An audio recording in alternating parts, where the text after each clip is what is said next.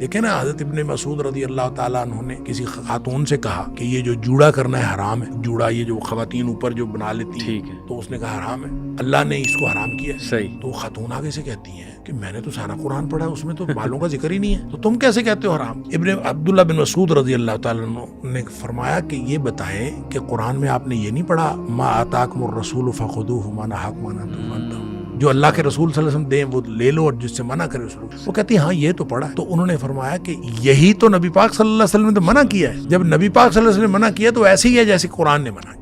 لہٰذا جب عذاب قبر کا ذکر احادیث کے اندر آ گیا تو وہ ایسے ہی ہے جیسے قرآن میں آ گیا، کیونکہ وما ینطق عن الہوی ان ہوا الا وحی یوحی، نبی پاک صلی اللہ علیہ وسلم کے بارے میں قرآن نے فرمایا ہے کہ آپ اپنی مرضی سے نہیں بولتے، آپ کے اوپر وحی آتی ہے تو بولتے ہیں۔ لہٰذا نبی پاک صلی اللہ علیہ وسلم جو کچھ فرمایا ہے، عذاب کی باتیں آپ نے عذاب قبر کی جتنی باتیں بتائی ہیں وہ ساری کی ساری اسی طرح سے اتھینٹک ہیں جس طرح سے اگر صحیح حدیث ہو،